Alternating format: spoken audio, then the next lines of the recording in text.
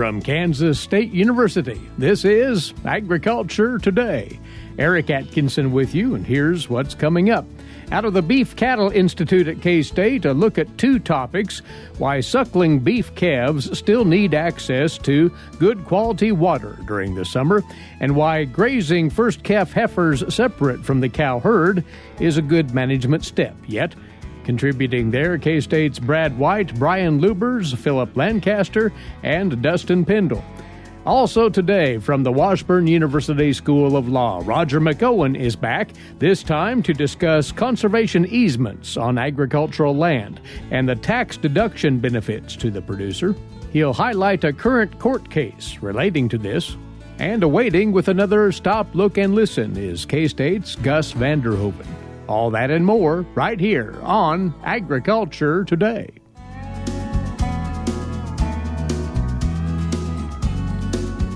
This is the K-State Radio Network, and glad to have you aboard for another Agriculture Today. It looks like we've abruptly put spring behind us. It has warmed up appreciably over the last few days. And for you cattle producers, thoughts turn to assuring that the heat isn't taking a toll on your herd. Adequate access to good quality water is part of that. And one important angle there was taken up on the latest Cattle Chat podcast out of the Beef Cattle Institute here at K-State. And there was input as well on managing heifers with their first calf at side right now and why they still deserve special consideration. In on the conversation, veterinarians Brad White and Brian Lubbers, beef cattle nutritionist Phillip Lancaster, and livestock economist Dustin Pendell. Brad is your moderator. We think of this time of the production cycle. We've got calves, and let's say I'm calving in March or February. My calves are 3 to 4 months old.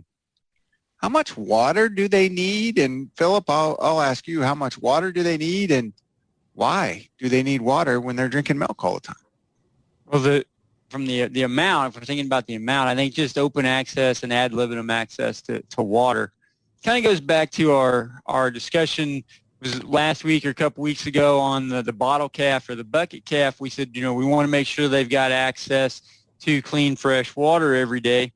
And calves that are still nursing the cow need that same access to water, even though they are consuming milk. Because milk, when that calf suckles, it causes a reflex reaction that allows that milk to bypass the rumen and go to the true stomach and the small intestine.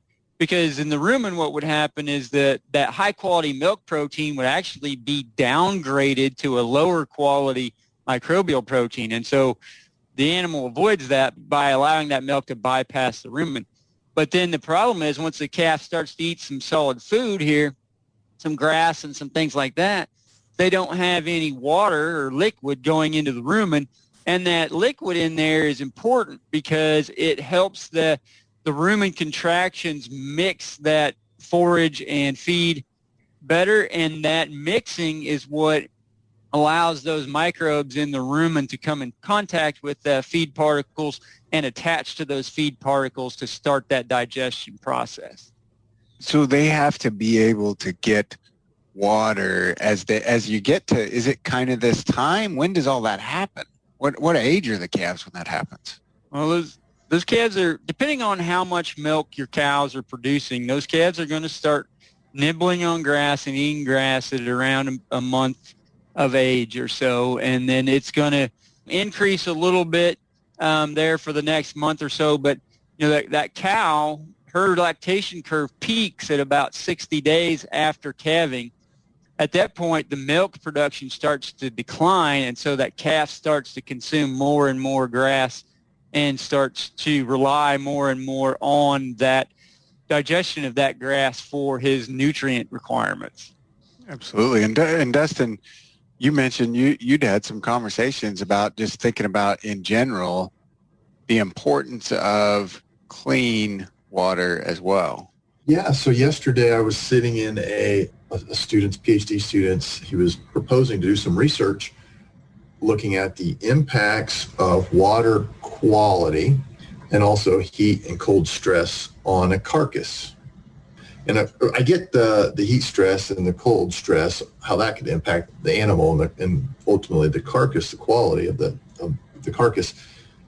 But when he proposed water quality, that just kind of, it jumped out at me as being, well, I was driving to Kansas City a couple of weeks ago, and right there north side of the interstate, there's a big pond and a bunch of cows were standing in it. And I guess quality never never thought about water quality and how that might impact an animal. Yeah, and there's been a little bit of research, from a nutrition standpoint, we don't really have a whole lot of knowledge on water other than make sure it's available in adequate quantities and test it for any contaminants. But there may be some other things that we don't know about water. I can refer to a study where they looked at cow-calf pairs drinking from a well versus drinking from ponds and streams, and the weaning weights on those calves were, I think, 20 or 30 pounds heavier from the ones that were drinking out of well water versus ones that were drinking out of ponds and streams. And so quality of the water probably has an impact in some way, shape, or form. That's an impressive difference. And I think we don't think about it on both sides, both the cows and the calves. But of course, the calves have to drink water. And it's interesting as you talk about that role in rumen development and rumen functionality, because the milk is bypassing the rumen. And I think, Brian, as we think about putting our water facilities together, anything specific you'd think about relative to now going, hey, I don't just have cows drinking, I've got maybe these young calves? Yeah, access is always a huge issue, Brad. And so we think about if we're watering out of man-made structures, we need to make sure that calves are able to access that. In the summertime, we see a lot of water access issues in the wintertime when things are freezing. And so, a ball valve sticks, a water line breaks, and then cows don't have access, and we can see some potential issues after that. I think just overall as this discussion, we really do water a disservice as a nutrient. We spend a lot of time talking about other nutrients and feed ingredients and things like that. And quite honestly, from a veterinary perspective, water might be the most important nutrient, and we give it probably the least amount of consideration. Last topic I wanted to hit on today, guys, is first calf heifers. And we talked about before calving how important it is for them to have good body condition. And now they've calved, they're out, if they're spring calvers, they're out with the herd. Or should they be? Phillip, how should I manage these first calf heifers? When can I put them back with the cow herd? Brad, I would suggest that we keep them separate through this first lactation period before we put them with the mature cows, because they need special care still. They're still growing quite a bit at this stage. Plus, they've got a calf on their side. It's a lot easier for them to start losing body condition here through the breeding season or through the summer, and they get too thin in going into next winter, things like that. So they're not mature yet, and they have a lot of growing left to do, and we need to manage them separately if at all possible. She may only weigh 85% of her mature weight when she has that first calf, right? So obviously still has a ways to go in growth as she goes forward. And Dustin, we've talked before, having to replace those heifers is expensive, and that can become an important part operationally from an economic perspective, how I manage these first calf heifers. Yeah, we've talked about this, prior, whether you're talking about replacing your heifer calves versus raising your own replacements. And, there's a lot of tools out there that can help decide that. But at the end of the day, right, it is expensive, and it's definitely something that you want to stay on top of.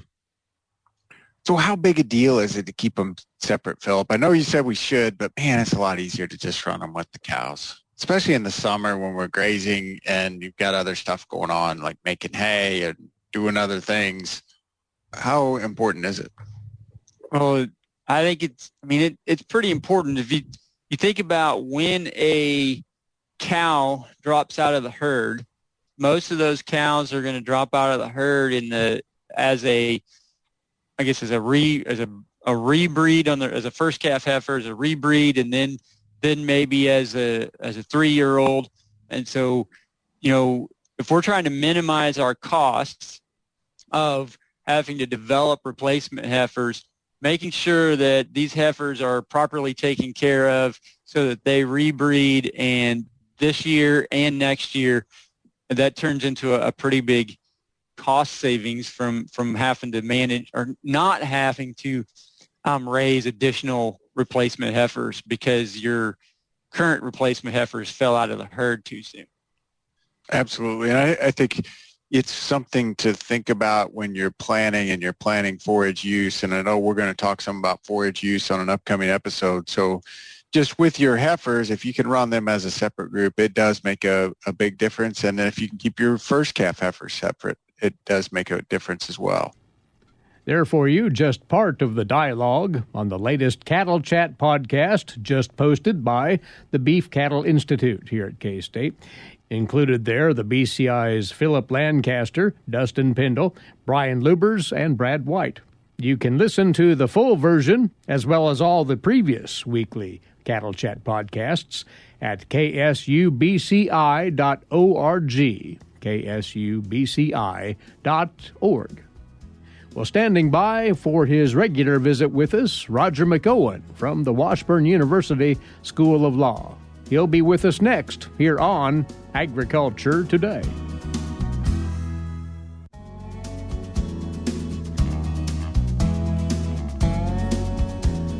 Agriculture Today continues on the K-State Radio Network. Once again, it's time to talk with Professor of Agricultural Law and Taxation at the Washburn University School of Law, Roger McEowen. Roger is on the road today, but was good enough to take a few moments to talk with us right here. And Roger, there is a development in the making in the court system, you tell us today. You've written about it in your regular blog entry, and it impacts conservation easements, something that we see frequently in farm and ranch land holdings, and how they're treated in tax management. Before we get into the particulars of the item at hand here, what is, for definition purposes, a conservation easement?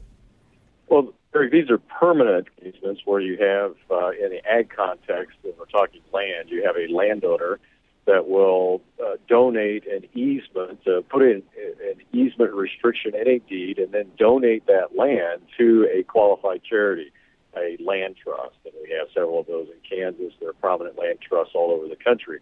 They are deemed to be a qualified charity under the Internal Revenue Code to receive these types of donations. The benefit to the farmer is that it's a 100% tax deduction for basically the difference in the value of the land before and after the easement. So we're valuing the restriction, the loss in value due to the restriction on the property for the use restrictions that are placed there because of the easement. So basically what it is you're going to preserve a view. You're not going to build certain things on the property. You're going to preserve the farming aspects of it. And that's the thing that really rankles the IRS. The taxpayer gets a big deduction. A lot of these are seven-figure deductions in the major cases, but yet still gets to use the property. Basically, as IRS views it, with very little restriction. Can still farm it, can still graze it, but can't develop it. Well, many people didn't have an eye toward developing it anyway. So there are a lot of technical rules that have to be satisfied for a taxpayer to successfully achieve that tax deduction. And that's what we'll concentrate on today for the IRS, as you're suggesting, is not overly keen on these arrangements. And so the service scrutinizes extraordinarily carefully these before it allows a deduction of the manner you talked about earlier, right? Yeah, they sure do, Eric. Indeed, last summer I was asking Judge Elizabeth Paris, she's a judge on the U.S. Tax Court. She was speaking at my conference in Deadwood, South Dakota. I asked her how many conservation easement cases the court presently had before it at that time. This was last summer. And she paused and said in excess of 150 docketed conservation easement cases that were presently before the court. Wow. And so there's a lot of audit activity on it. And you're right, the rules are very, very technical. And You have to be very precise from the drafting of the deed itself, which is where most of the problems come from, to the eventual use of the property. And even one rule that's causing some issues right now that's presently on appeal with a Circuit Court of Appeals from the tax court decision. It deals with what does the language in the deed say about what happens if there is some sort of government action that would terminate the easement, because these have to be perpetual in nature. They cannot end. And one way that it could end is that the government condemns the property by its eminent domain power. And so in that instance, there has to be very specific language as to how the proceeds received on condemnation are split between the donor and the donee.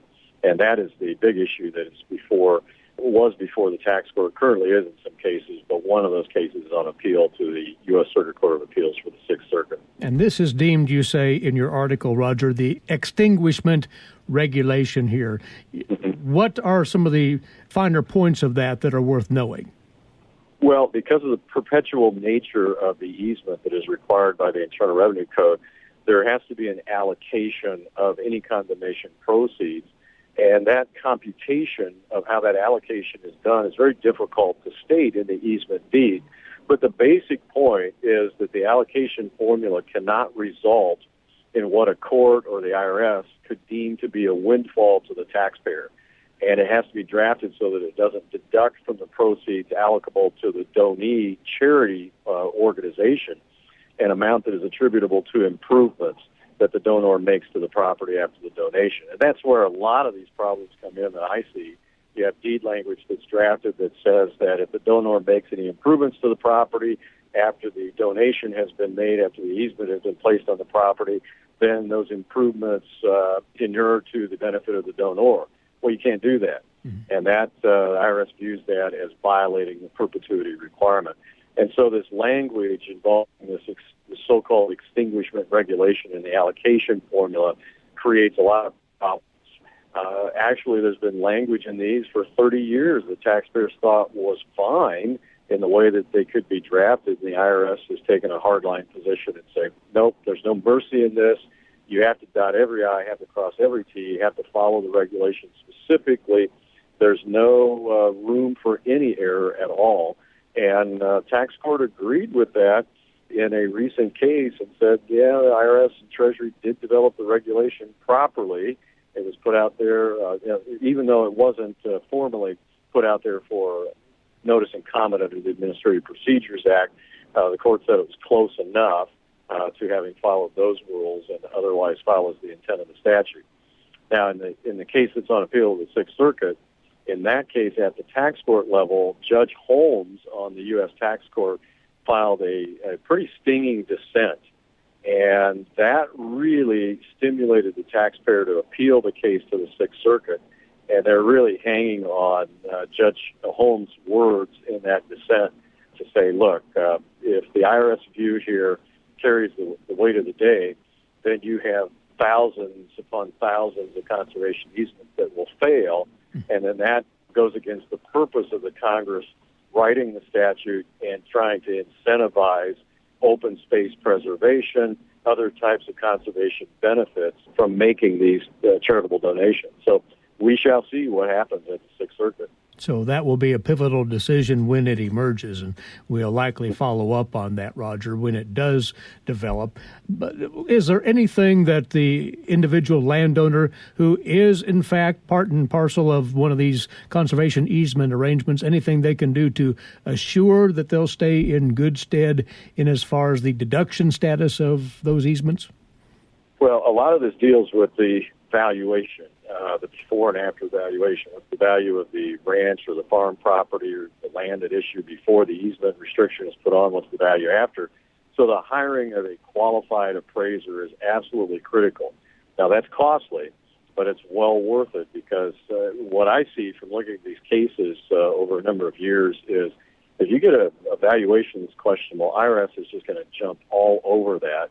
And then the second aspect is whoever the attorney is that is drafting the deed language needs to be an experienced attorney that has done this before and has a pretty good template as to how to satisfy all of these strict requirements that are in the code for that deed language. So I'd say it's those two things: a good appraisal, high quality appraisal, and really good, solid drafting language in the granting deed to the charity.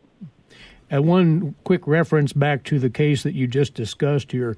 If, in fact, it goes against the landowner and the deduction is disallowed here on that conservation easement, could that well have a chilling effect on future conservation easement opportunities and arrangements? Well, it certainly could, particularly in the Sixth Circuit. The Sixth Circuit is Tennessee, Kentucky, Michigan, and Ohio. And there are a lot of scenic preservation easements that are done in those states. You've got mountain ranges, you've got river valleys, those types of things that lend themselves well to permanent conservation easements. So it certainly would in the Sixth Circuit. Now, the court opinion, if it goes against the taxpayer, would only be binding in the Sixth Circuit. It would be persuasive authority elsewhere. Plus, keep in mind, there's enough at stake in this case, roughly $8 million at stake in terms of the deduction. It could end up on a petition to the U.S. Supreme Court. And that would be, of course, the last word on that if it reaches that point. But it's a very interesting area, and it's worth continually following it. And we would direct folks to the article that you put together on it. It cites this case and all the specifics on conservation easements and tax considerations associated with those. It's on Roger's blog. It was posted May the 31st, the date, and you can find it at washburnlaw.edu/WALTR. Well, good travels on your trip, Roger. Thanks for stopping for a few moments and sharing this with us right here. Thank you, Eric. Roger McEowen, professor of agricultural law and taxation at the Washburn University School of Law. He's along with us every other Wednesday right here. Again, that blog series he maintains is a fine resource of information on all manner of topics pertinent to you farmers and ranchers. In addition to the article we talked of today, he's posted 2 new items since: is a tax refund exempt in bankruptcy, and a glance at the Federal Fair Labor Standards Act and agriculture's exemption from paying overtime wages. Some pending litigation there on that subject. Once more, that's at washburnlaw.edu/WALTR. This is the K-State Radio Network.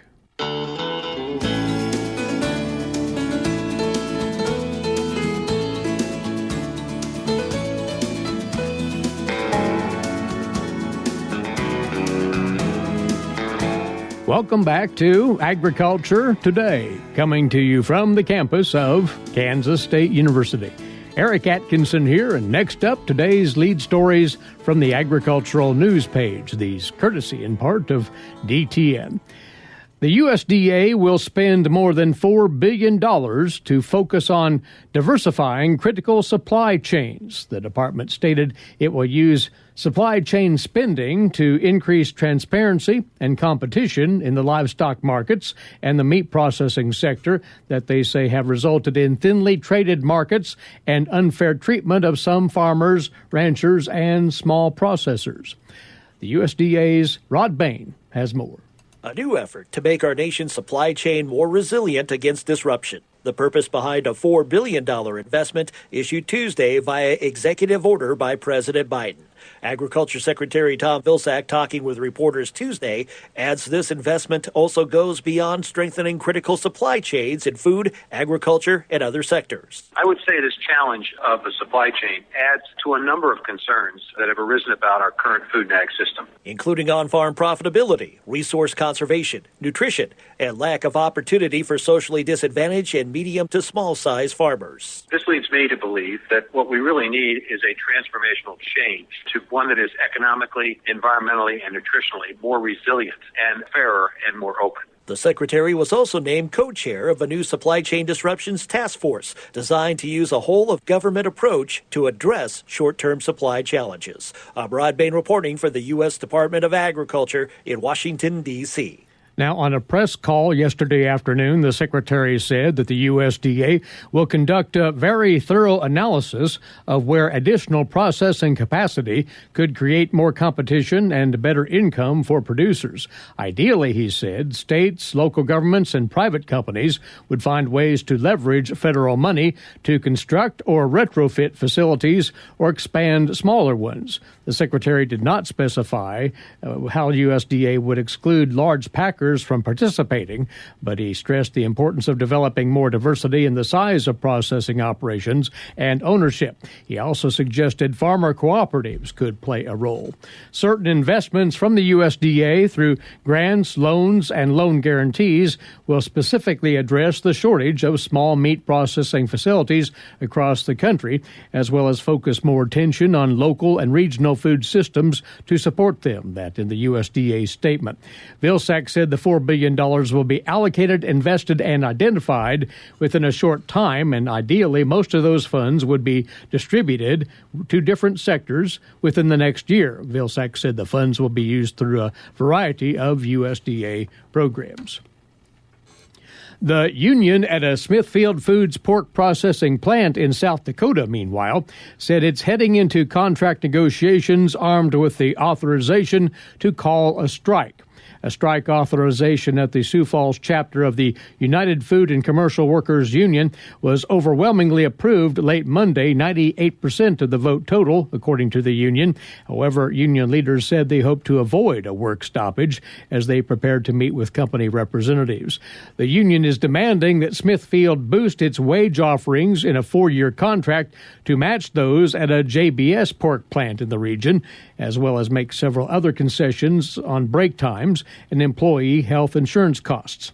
Now, Smithfield, which is based in Virginia, has said its initial offer, which was rejected by the union last week, is in full alignment with agreements that the union has already accepted at other plants. A strike at the plant, which produces roughly 5% of the nation's pork supply every day, could create ripple effects for hog producers as well as outlets for pork. Smithfield, like other large meatpacking companies, spent millions of dollars to incentivize workers and to outfit their plants with safety barriers last year. It's been pointed out that after the plant reopened, large outbreaks were avoided. But the workers at the plant have complained they're working harder and longer amid a workforce shortage created by both the pandemic and its economic effects. And California's Proposition 12, according to the North American Meat Institute, provides no benefits to consumers while putting pork producers across the country at a disadvantage. The Institute stating that in a brief filed with the Supreme Court on Monday, as the group tries to convince the High Court to hear its case against the law.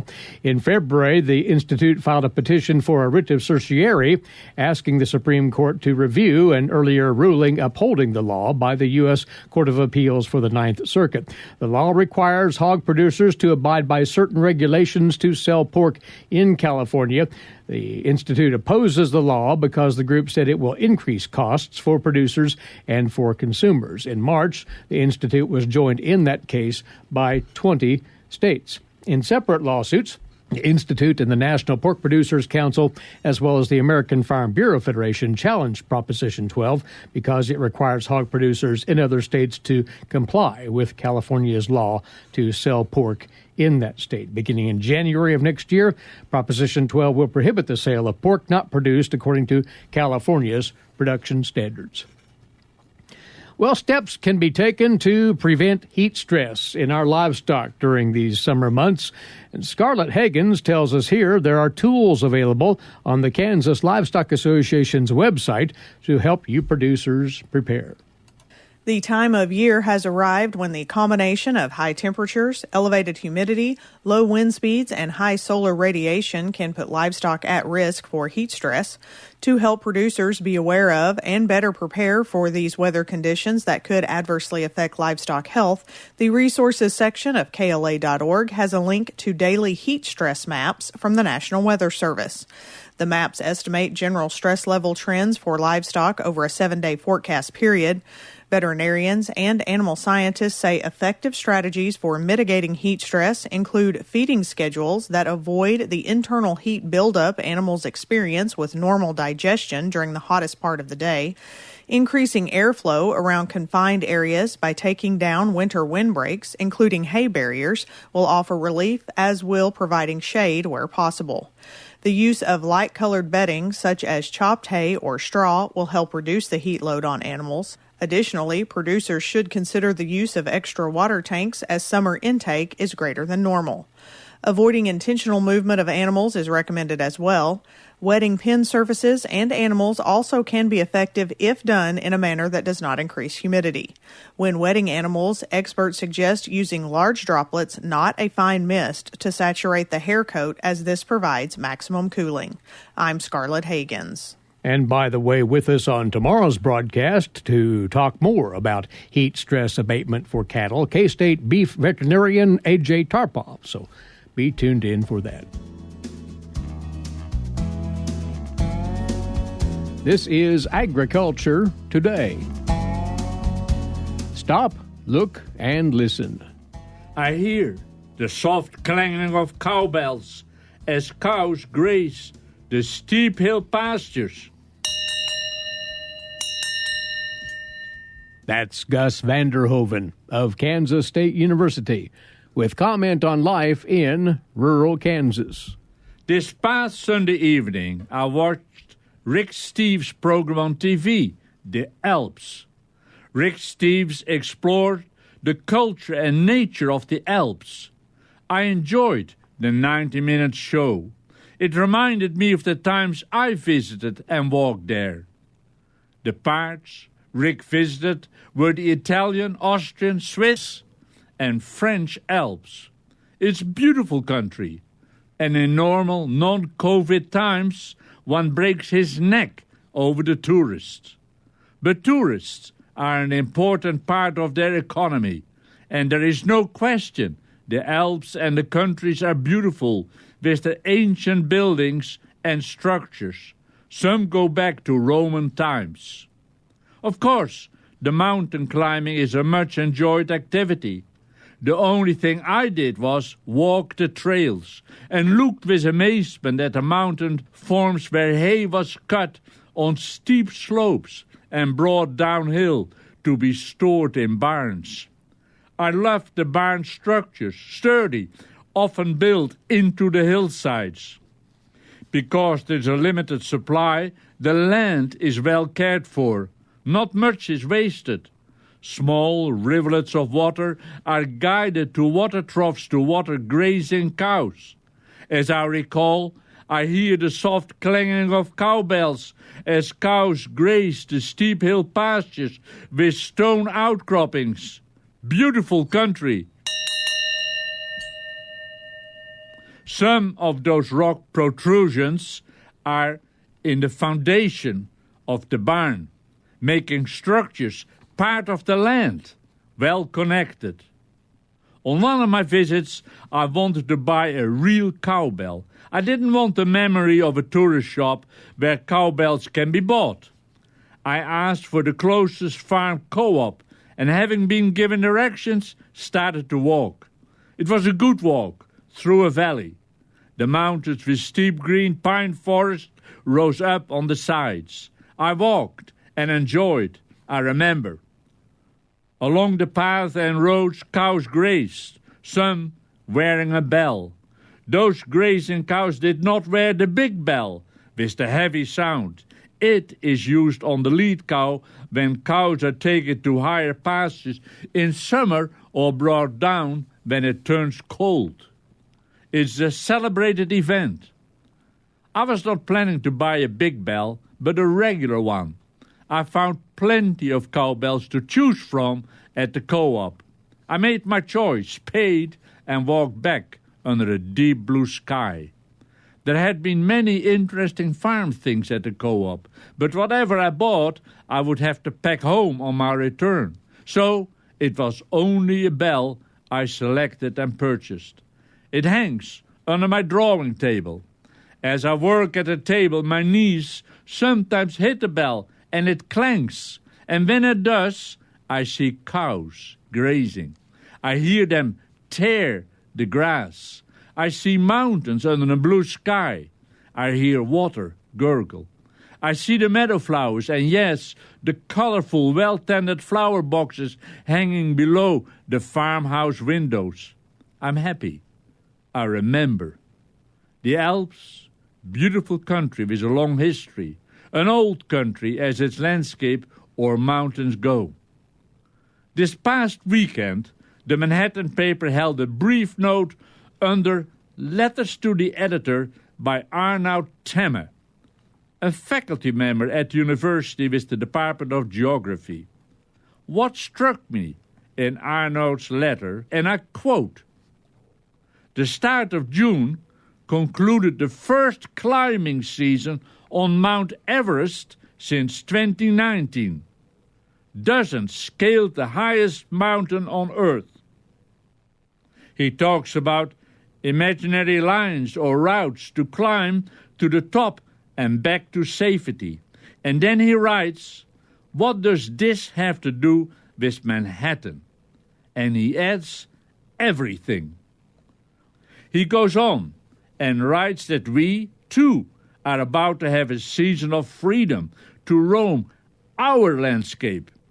And he encourages us to draw our lines, routes, as the lines up Mount Everest to explore and not take for granted what we have around us. We have our lines to walk, bike or sail on the lake. Don't forget Mount Everest may be high, very high, but we have the top of the world. It's northwest of town, with a good walking park below it. Over the years, I've watched some fantastic sunsets and sunrises from the top. To get to the top, I did not need ropes and irons to hold on as I climbed, or rather walked, to the top. To show you how isolated some people feel when walking there, years ago, my wife Anneke took our German Shepherd there for a walk up and down the hills. The dog knew the area, but he stayed close. Downhill, he would sometimes run ahead. He did one day, and as he entered a short, wooded section of the trail downhill, he met a man who froze in his tracks. I'm sure the dog sensed his fear. As Anneke caught up, she called the dog, which immediately turned to her. The man, stepping forward, said to her, "I thought it was a wolf." It shows you how little we know of the landscape we live in. I know I'm lucky. I do not live in an apartment. I can hike, walk, work, and explore on my own land. But as Arnoud Temme says, our beautiful landscape can be remade our own by drawing those imaginary lines. We have parks. We have the Konza Prairie. We have the Flint Hills. We have Kansas. Kansas has 13 physiographic regions to explore. So, explore. Gus van der Hoeven of Kansas State University with his weekly commentary on life in rural Kansas. Our time's away once again. Thanks for joining us. Eric Atkinson for Agriculture Today. This is the K-State Radio Network.